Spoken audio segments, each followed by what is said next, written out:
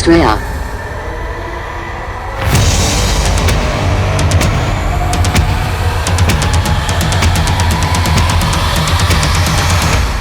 Let's get it! He's taking his game to new heights in South Korea, but he hails from the United States of America. He is Astrea! Astrea's brought us some really good games. Oh, and his probe's gonna leave right after that initial pylon on the low ground. I better quickly mention, the longest eclipse ever recorded was just over 11 minutes long. But only if we're talking solar! Because those lunar eclipses can last for hours. Here comes Astrea's gateway, but his probe is already almost across the map, which is really opening up lots of options for him. My first thought was cheese, but his build is otherwise pretty standard. Oh, he's going to try to delay the hatch. Solar's drone just rolls his eyes and immediately goes for the alternate location. He's not even going to try to contest it. But in a game of edges, that's a win for Astrea. Solar's a pro and he's got an alternate build ready, but it wasn't the one that he wanted. I'm liking this early scout. Now he has an opportunity to go up and check the timing on the pool. If the probe hurries, he might even get to see it go down. Yeah, he will. The extractor's down and the pool's just a half second late. And then, unless any drones feel like getting into combat, he can just engage in patch denial. There's not a lot of APM required in the opening minutes. The gate will finish and it looks like it's going to be core before Nexus, but I assume the Nexus will follow right after. Yes, it will. Astrea is just going to prioritize his tech a couple seconds over his economy. Ah, the black void of oblivion. Blizzard did such a good job designing the Protoss. The Aligulac ranking suggests this game's going to be a bit one-sided. Solar's currently ranked number 12 in the world, while Astrea is number 50. But anything can happen in any given game, especially when you're playing on Nightshade. The pool's going to finally complete, and it's going to get unsafe for that probe scout. Solar's only now going to get his first glimpse at the Protoss base. When the core completes, Astrea immediately begins to chrono boost an adept. So far, no sign of any other tech choices. Solar's pool and natural finish, and he opts for double queens and 4 lings. That feisty probe insists on sticking around, and he doesn't care that the Overlord knows about it. There we go, it's a robo for Protoss. I remain interested because I'd say today that's the least common option. You're more likely to see a Stargate or Twilight Council. And Solar's gonna secure his third, while his lings are finally going to clear out that probe. Or not. Oh, yes they are. The probe will get to note the timing on the third. Will it cost him his life to do so? No, he's going to escape. And the Adept's going to show up at the Zerg's second expansion in the third base location. A queen is there, but she can't stop the Adept from snagging the first blood and shading out of there. It was a single drone kill, plus 18 minerals for the rescue spore. A pair of lings are coming down to contest, but I'm not sure what they think they're going to be able to do. Maybe they're just buying time. Solar has started ling speed, but until he gets it, it's really up to the queens. Solar's got one in good position guarding his ramp. Astrea sends out a pair of escape shades and dives for the mineral line. Can he get another kill? How about 2? How about 3? And he shades out. 4 drones isn't bad when you keep all your adepts. But the real story is that behind this, Astrea started a warp prism. This is an early warp prism. Oh, ling speed's gonna finish up. Usually that robo comes later, and when it does come, it makes an immortal first. There's no sign of a dark shrine. It almost seems like he wants to use it like a medevac. But he's not shy about revealing it to that overlord in exchange for vision. Whatever he's got planned, the element of surprise is now gone, and nothing's loaded inside. So, color me confused. Though he's probably just waiting because he wants to deal with his ling threat first. Solar's like, you can drop me if you want, but I'm running lings into your base. Astrea's gonna go after that overlord, which means the lings are gonna try to get inside. It's a door challenge against the sentry. There's the force field. Oh, but it popped a couple lings inside. They killed the sentry. And then they ran right into an immortal. Those lings were feeling so lucky, and then their luck suddenly ran out. Those adepts were vibrating like tuning forks. Oh, they're getting picked up by the medevac. Warp prism. A 2-woman warp prism drop. You don't see that every day. And Solar's last 2 lings are going to find the door is now very secure. You wouldn't think 2 adepts could get too much done, but he does have warp gate tech now. He could be looking to add to this. It's just strange that he's not bringing his immortal. He is making a second one, by the way, so there could be an immortal push in our future. Here come the adepts. They shade in, and it completes. Talk about hostile territory. It's a beam me up Scotty rescue, but the Prism is taking shots from the Queen. I admit I didn't think Astrea would be able to do too much with this, but if he insists on microing it like a boss while he macros at home, then okay. Oh, he's using the cliff to take free shots at the Lings. Solar keeps trying, but he's just gonna lose. That's actually really cool. I think Solar was hoping Astrea would take his attention away so he could jump on him. Did not happen. And his macro at home didn't suffer either. He's got his Forge up, his Twilight Council is just about done, and he's gonna try to warp in 4 more warp gates to bring his total up to 5. Solar, meanwhile, has started lair tech, and he's finished a roach warren. He's gonna order 5 roaches, and the Overlords to support that level of supply. But Astrea's been going non-stop with the Immortals. He's already got number 4 on the way. He's also started +1 attack, and the Zealot leg upgrade. Solar's opted for roach speed, and at the rate he's mining gas, we're probably gonna see some Ravagers. Oh, is Astrea gonna push out with the timing? There's the Ravager production. Oh, but there's also a drop! Those pesky Adepts are back again! They've got 8 and 9 kills apiece. Solar finally kills one of them, after 3 more drones are lost. The surviving Adepts got 10 kills. Oh, this is gonna be short-lived offensive. A great pullback reflex by Solar. I just can't believe how much that Warp Prism's gotten done and it hasn't actually warped anything in. I guess one of the things we often overlook is that a Warp Prism can pick up units from range. It's got a distance of 5. Oh, Astrea looks like he's attempting to secure a 3rd here. He's also started his Templar Archive, aka Battle Duck. And Solar, who's had 0 vision of the Protoss base this whole game, is going to get his first look. He's morphed in an Overseer to get the 411. But by the time he confirms Protoss's tech, he might just see it all on his doorstep. +1 and Zealot legs are finishing, which is probably the genesis of this timing. Look at that, a 7-gate warp in, all Zealots. He's got the larger army, but it's a lot closer now. Oh, Astrea's pulling back. I thought he was gonna go. Solar's gonna get his roach speed to finish. Maybe Astrea wants 1 more warp in before he greenlights the attack. Solar's got a 10-worker lead, and that legendary Zerg economy is starting to hum. Astrea's gonna need to do some damage. Oh, Solar tries to ambush the force from behind, but he's rebuffed. That's what Astrea was waiting for. He wanted Battle Duck to complete so he could add in some Archons. Oh, bad luck for Solar. He's just thrown down his Evo chamber right in front of the Protoss army. Oh, force fields are gonna split off a couple Ravagers and a Queen. Solar uses Corrosive Biles to deal with it, but he's too late. The Evo chamber dies and Solar decides to throw down another one right in front of him. That one dies too. He's either gonna have to pick another location or he's gonna have to wait a few seconds. Astrea's attack is starting to look so effective. So many Immortals doing so much bonus damage against those roaches. The hatch is down to half. Solar's gonna need to bile his way out of this. Good pullbacks by Astrea. He's starting to run low on Zealot's tank. He warps in another 3 to help. So many biles on that Protoss army. Oh, they hit. That's what Solar needed. But Astrea's not giving up. He's warping in even more Zealots. Solar's gonna recruit his drones to join the fight. That's giving Zerg an edge, but it's quite a price. 9 dead drones and counting. Astrea has taken the economic lead and is now out mining the Zerg. He's done good wet works here, but he knows he has to leave or he's gonna lose that army. He came so close to getting that hatch. I'm wrong again, Astrea's gonna warp in more. Solar is ordering the roaches and lings to counter. Astrea's gonna retreat, but Solar is gonna give chase. Astrea finds the high ground and decides to make a stand. Is Solar going after the Protoss army, or is he going after the Protoss base? He thought it was the same thing, but he's figured out now where Astrea is. More Templar are warping in and they're immediately being turned into Archons. Solar's decided he'd rather fight on creep. He's headed back home. And speaking of creep, Astrea's starting an observer so he can get to work on finding those creep tumors. But first he's going to take a shot at that weakened expansion. The Zealots are on it, but forced to pull back when the Ravagers arrive. Good call by Solar. He continues to swell his army, constantly adding more roaches. He's about to take it up to 18. Oh, Astrea's going to use an Immortal drop to finish off that hatch. It cost him an Immortal, but a pretty good trade.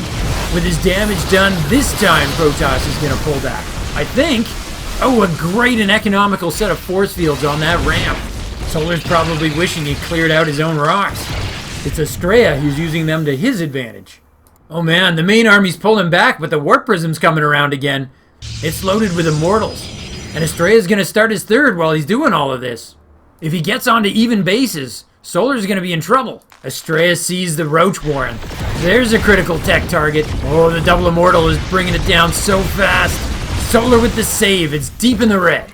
Oh, but he was worried enough that he started making another one at his natural location. Astrea thinks he might go back for it, but if he does, it's gonna cost him.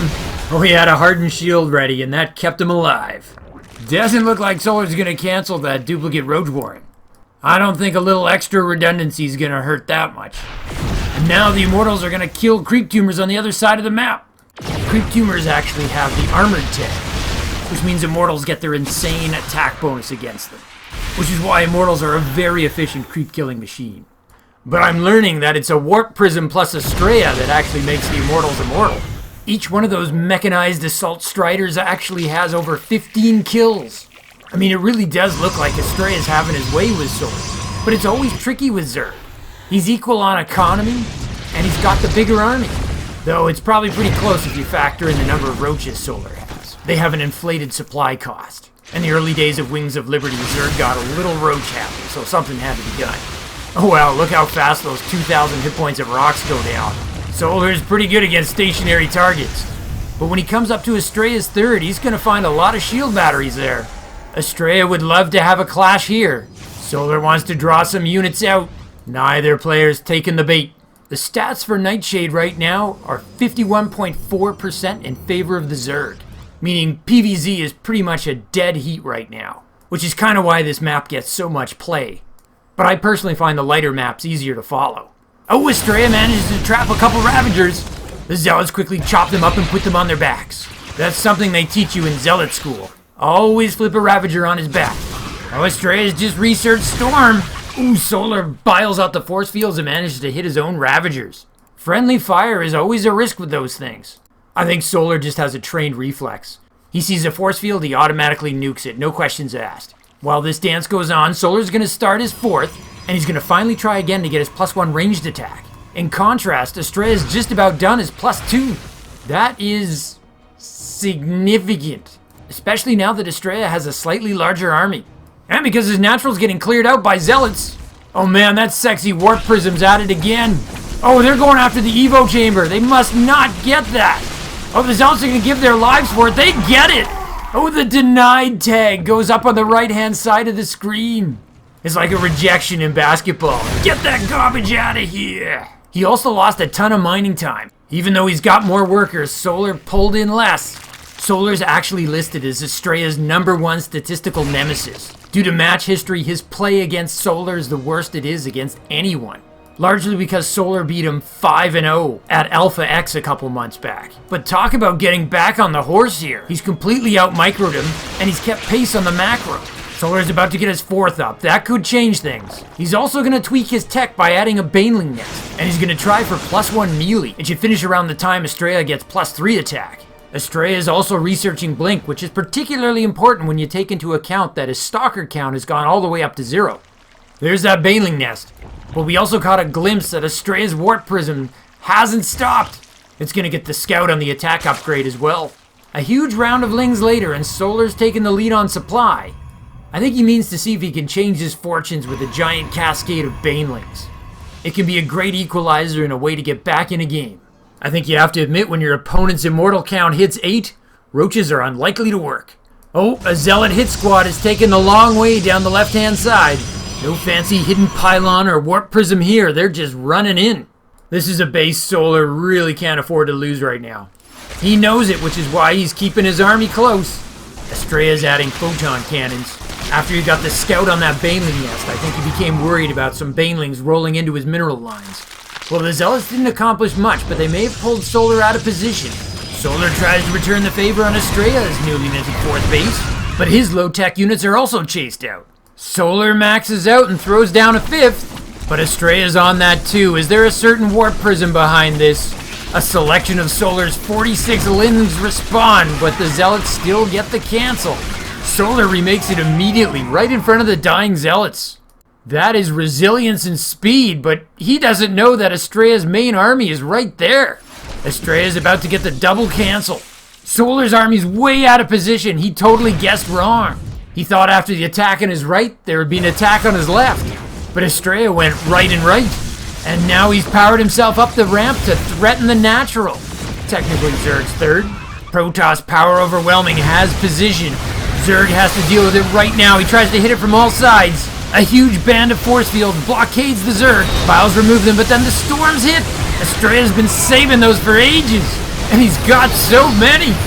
Meanwhile, a Zealot hit squad is annihilating drones at the fourth. It's GG's. Solar's out. He has overcome his statistical nemesis.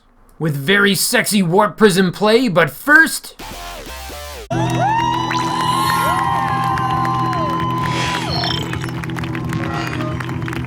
let the mighty Toss have their moments. But then we gotta share a few things about this game. So this strategy, man, it's hard to explain it to anybody who doesn't actually watch the game. So you're gonna forego all early tech in favor of a flimsy warp prism? Yep. Okay, I guess you're gonna ambush your opponent with a bunch of warp-ins. Nope, no warp-ins. Oh well, then you're gonna drop him with a bunch of powerful units then. Maybe one or two adepts, I suppose. That's it? Sounds pretty crappy to me, but I guess any strategy works if you micro it like a boss. Astrea's play almost felt like the harass of a Terran. Though I'm exaggerating here. The second arm of this build involved near constant immortal production, matched up against Roach Ravager no less. That's a pretty good deal for Protoss, especially when you win the upgrade war. Solar elected not to scout for quite some time and committed to Roaches blindly, and then he might have stuck with it too long. Also, it doesn't hurt the Protoss' case when they can get this to happen. Oh man, do I love it when we get the denied graphic. That's not me mucking about, that's a real thing. On the other hand, this strange occurrence that happened at 14 minutes and 3 seconds, well, I don't know what to tell you about that. I mean, it's probably just me again, but I saw an owl with dreadlocks. I mean, why not? Dreadlocks are awesome. Get a little more serious for a second. One of the reasons those adepts got such an insane number of kills was this incredible warp prism cliff micro. Just back and forth abusing those lings over and over. I believe this merits a certified micro moment. Well, that sounded very official. The last thing I need to quickly address was that Solar left the game pretty suddenly. Was this a premature GG? And when Solar did leave, he actually had a slight supply lead. He was up on workers, up on army, and he was even pulling in significantly more minerals at that point. Did Solar make a mistake? Did Astrea psych him out of the game? I don't think so. I mean, it's a fair question. But Astrea had a gigantic upgrade lead. The Roach Ravagers were at attack 0. Astrea had just murdered over a dozen drones at his far left base and was poised to eliminate the hatch. Solar was facing Storm with no real tech of his own, and he hadn't seized the momentum at any point during the game. Yeah, he could have tried to grind it out and see if he could swing it with Baneling hits, but he wasn't likely to win this. Also, he's probably thinking, I beat this guy all the time, I can let one go. But the truth is, Astrea was just hot from start to finish. I lied. One last footnote. Somewhere in this video I went on about how creep tumors have the armored tag. Well, not for long. Blizzard's swapping out the armored tag for the light tag. I think that's really going to change the way people clear creep. Anyways, while we dwell on what that's going to mean, let me just say live life! Because nobody wants to die and hold position. To continue your Starcraft journey, Nova advises you to click the video in the upper rectangle. But Kerrigan warns you to watch your 6 and click the video in the bottom rectangle. Or you can stimpack your Starcraft experience. Subscribe to Zugzwang Starcraft. Just hit the circle. From my base to yours, Zugzwang out.